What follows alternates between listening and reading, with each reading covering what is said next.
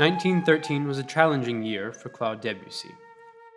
In May of that year, his ballet, Je, was premiered in Paris by Sergei Diaghilev's Ballet Russe to a muted reception. Just 2 weeks later, Je was completely then upstaged by Ballet Russe's infamous production of Igor Stravinsky's Rite of Spring, which caused riots and turned the musical establishment upside down.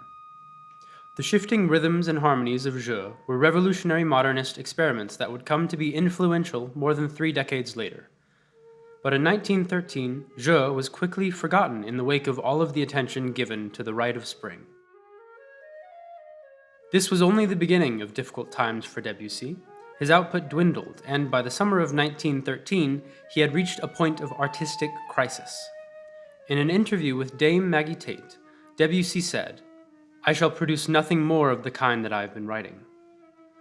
I have found it impossible to express certain new thoughts of mine in the idiom to which I have become accustomed, and have, therefore, decided that I must find a new language or stop composing altogether." Meanwhile, in the midst of this crisis, Debussy had another project coming due. Debussy's friendship with the symbolist poet Gabriel Mourey dated back to 1891. The two men had long corresponded about the prospect of Debussy contributing incidental music to a planned 3-act play, Psyché, a setting of the myth of Psyché as told by the Latin author Apuleius in his Metamorphoses. In February of 1909, Debussy wrote to Mourey about the prospect. "Your idea is very good. I had expected it from you. You place, however, too much emphasis on the music." In a letter on November 24th, Debussy admitted that the work remained incomplete. "All that's left to do is finish it, which is just difficult to do." Then, a breakthrough. On November 26th, Debussy wrote to Mourey, "Come tomorrow if you can after lunch. There is not much to show, but it is quite good." Flutist Louis Fleury was the soloist for La Flute de Pan in the premiere of Psyché in December of 1913. Fleury seems to have retained the only score of La Flute de Pan. A copy signed and dated November 1913 turned up in a private collection in Brussels in 1992. The Brussels manuscript is not a Debussy autograph score, but appears to be a copy used in staging the drama.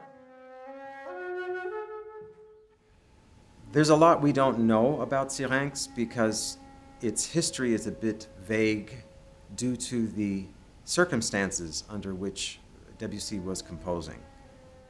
Debussy, when he composed this work, was not leaving a manuscript with full details of what he intended. Debussy's La Flute de Pan would remain uncirculated and relatively unknown until after Fleury's death in 1926, when the publisher, Jean Jaubert, included the work in an edition by the eminent flutist Marcel Moyse. La Flute de Pan would come to be known as Syrinx, and the work would forever reshape the world's view of the solo flute. Syrinx ends up influencing a whole future generation of composers who start to look at the flute in a different way. With Syrinx, Debussy upended more than a century of precedent. In the process, he re-established the viability of solo woodwind instruments for unaccompanied music after more than a century of absence from the repertoire. Syrinx was a landmark that demonstrated a new range of possibilities that would lead to a paradigm shift for composers and performers to follow.